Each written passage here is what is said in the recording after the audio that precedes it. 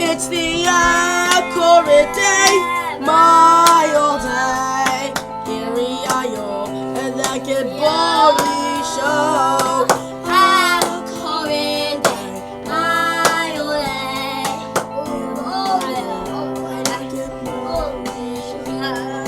Accurate day, mile day. Here we are, yo, and that can body show. Accurate day, mile day. And I can body show. Accurate day, mile day. Here we are, and I can body show. Accurate day, mile day. Here we are, and I can body show. Okay, everybody, welcome to the Accurate Day, Mile Day, Era Isle, Akinbori show again! You're kind of like the only major character here. Anyway, since we're all back now, we're also, if you remember, we're also done with the Esther series.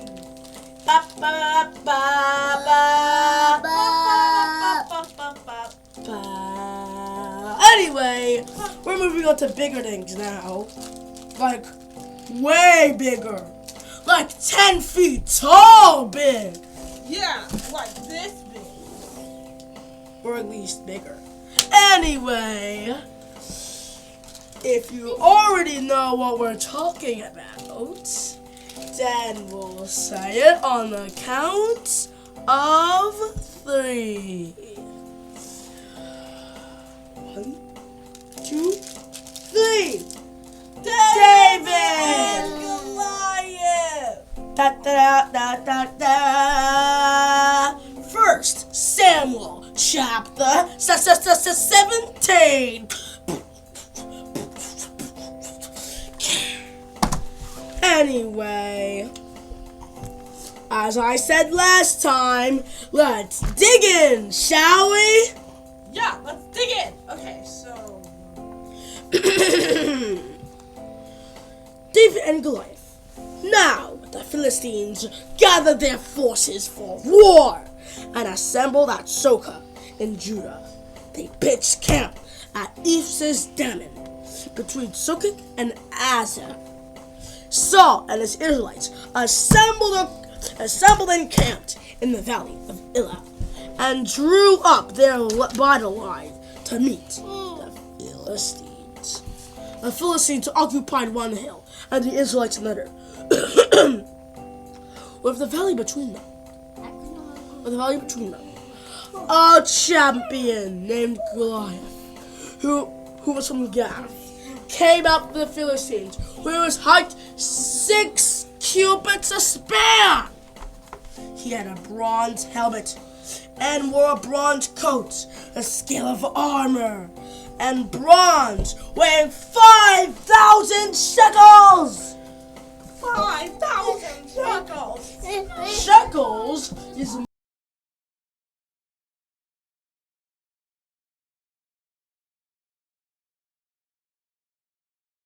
anyway. On his legs were bronze rings and a bronze javelin. He swung on his back. Was swung in his back. His spear shaft was like a warrior's rod. His iron point weighed 600 shekels. His shield bearer went ahead of him. Goliath stood and shouted to the ranks, "Why do you come out and line up for battle?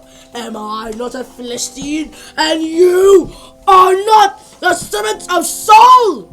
Choose a man and have him come down to me. If he's able to fight and kill me, he will become your subjects.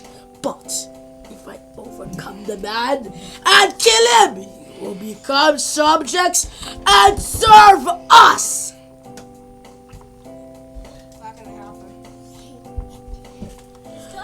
Then the Philistines say, "This day I defy the armies of Israel.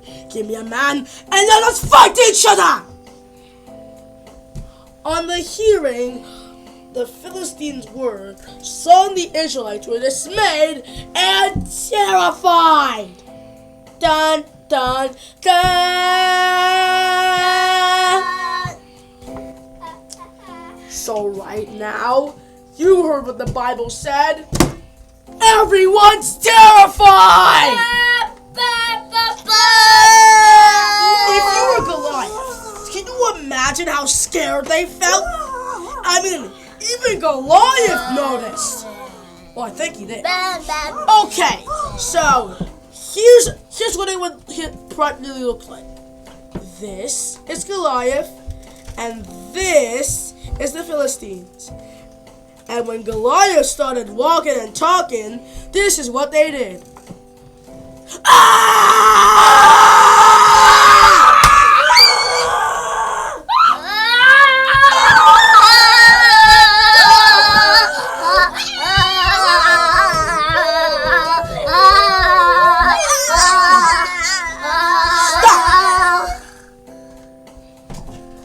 Anyway, that's how scared they felt.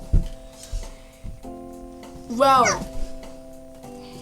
they could have gone screaming for hours and hours and hours and hours and hours, but the Bible does not tell us how long they were screaming. If they were even screaming at all. Fear can be shown in more ways than one. Anyway, back onto the story where our mighty warrior has been born. So anyway, now David, the son of an Ephraite named Jesse, who was from Bethlehem in Judah. Jesse had 8 sons, and in Saul's time, he was very old. Jesse's 3 oldest sons had followed Saul in war. His firstborn was Eliab, second Abinadab, and his third Shema. David was the youngest, but the 3 oldest sons followed Saul. But David went back and forth from Saul to tend his father's sheep. Meanwhile, back with the Philistines and Israelites, for 40 days, the Philistine came forward every morning and evening to take his stand. Now Jesse said to his son David, "Take this, Abinadab, and of roasted grain, and these 10 loaves of bread to your brothers, and herds of the camp. Take along these 10 cheeses, and to the commander of the unit. See how your brothers are, and bring back some assurance from them. They are with Saul and the men of the of the valley, fighting against the Philistines." Early in the morning, David left the flock in the care of a shepherd, loaded up and set out. As Jesse directed, he reached the camp as an army was going out to his battle positions, shouting the war cry. Israelites and Philistines were drawing near the lines, facing each other. David left his things with a keeper and ran to the battle lines and asked his brothers how they were. As he was talking with them, Goliath, the Philistine champion of Gath, stepped out from his lines and shouted his usual defense, and David heard it. Whenever the Israelites saw the man, they fled of him in great fear.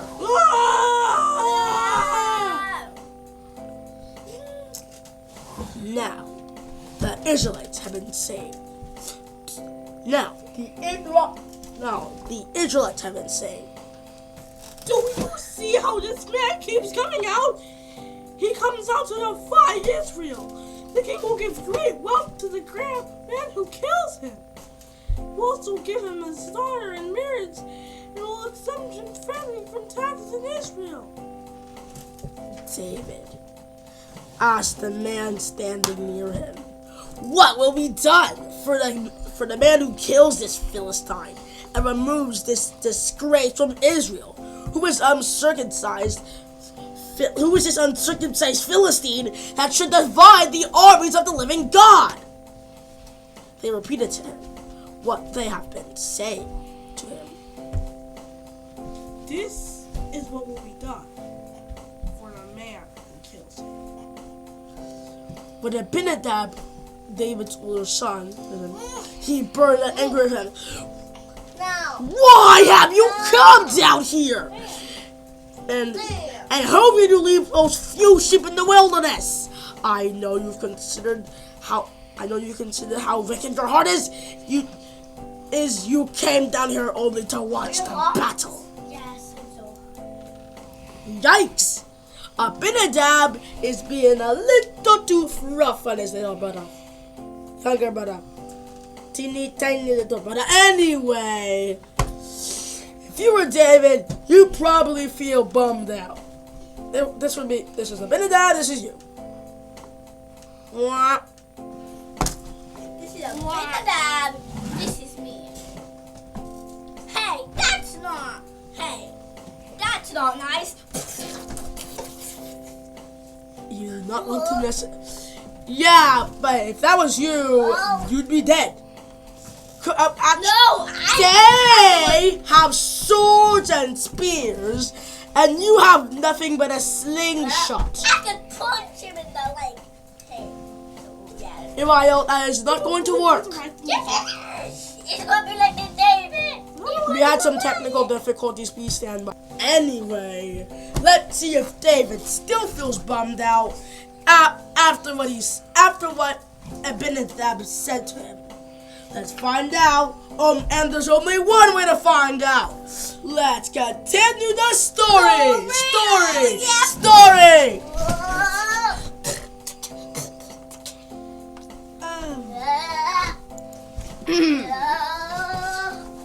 Now, what have I done? Said David. Can I even speak? Then he turned away to someone else and brought up with the same matter.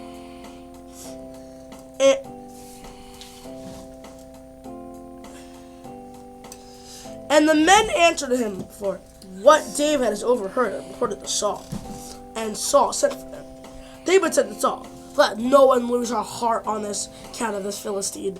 Your servant will go and fight him." Saul replied, Saul replied,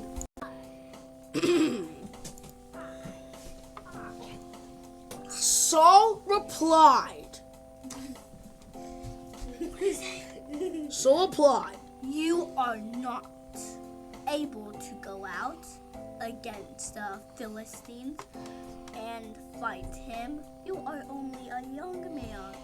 He has been a warrior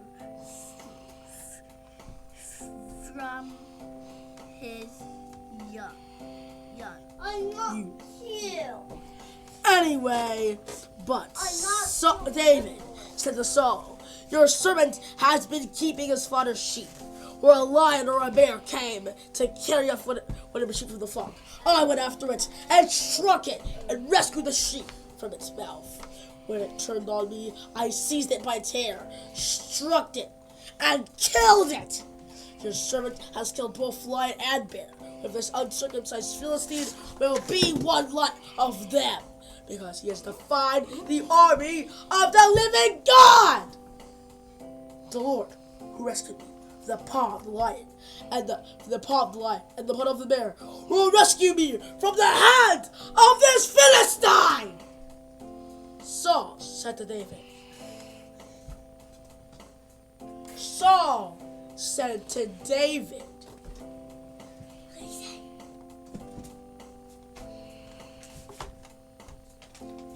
Go, and the Lord will be with you.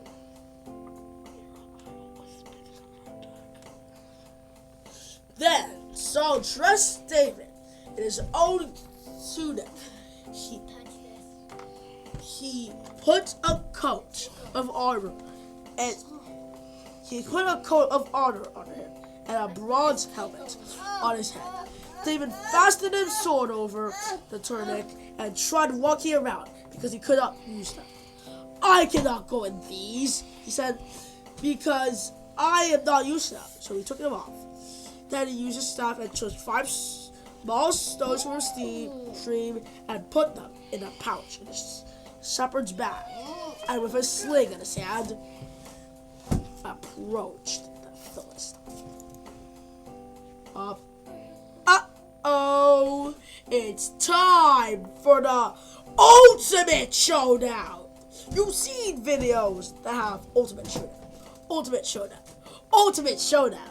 but you will not see an ultimate showdown like this. It's time to show you the truth of an ultimate showdown. Bravery, armor, good versus evil, and good shall reign. It's me. Anyway, let's get into the story and see the ultimate showdown of good David versus evil Goliath.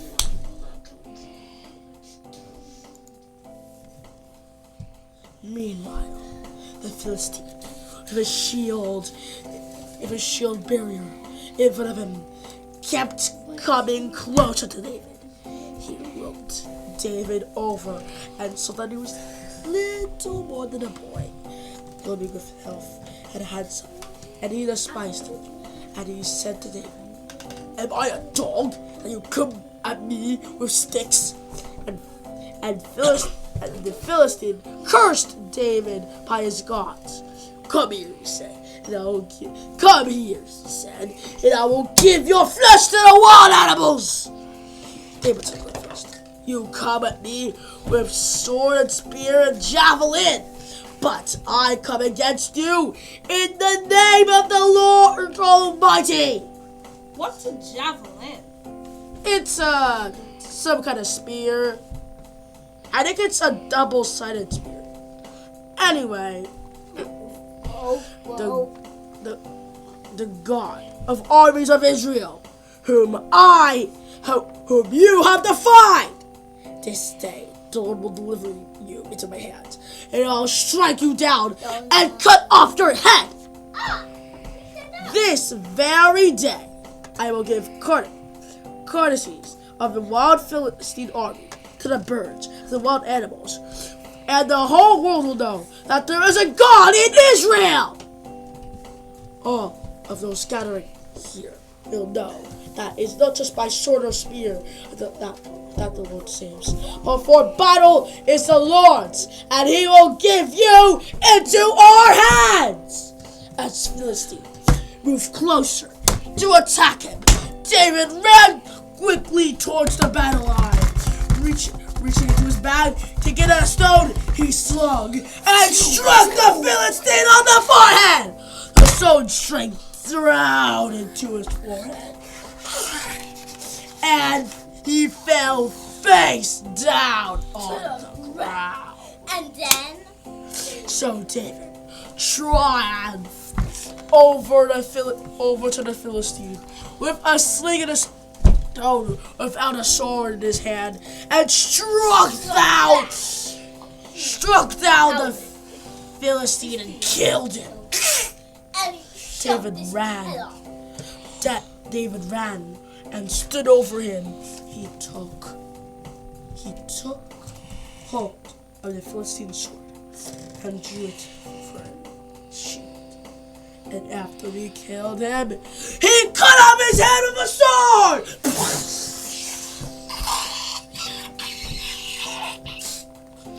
When the Philistines saw that the hero was dead, they turned away and ran. That of the Philistines of Israel and Judah surged towards him and shout, "Pursue the Philistine of the entrance of Gath!" at the gates of a road. The dead were strewn along the road to Gath, the road, where the Israelites returned from chasing the Philistines and plundered their camp. David took the Philistines' head and brought it to Jerusalem. He put the Philistines' weapons in his own tent.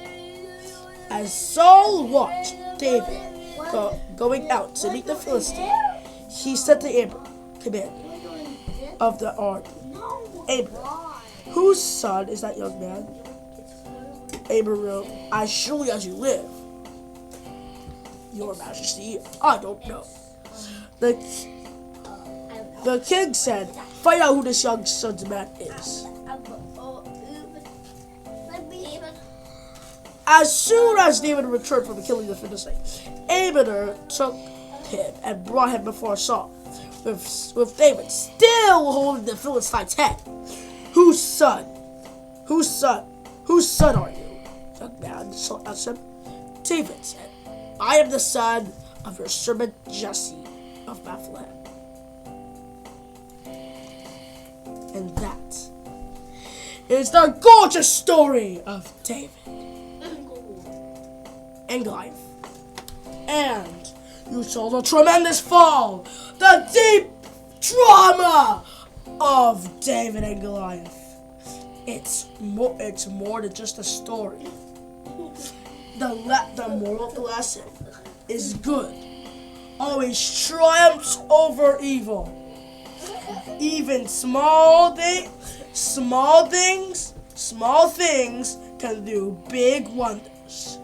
Small things can change the world. One small attitude can make the best act. So, the next time you read David and Goliath, always think, I'm small, but I can do courageous big things. See you next time on the Accurate Day, my old day. Here I am, and that can boring show. And next time we see you, God bless you. God bless you. Yeah.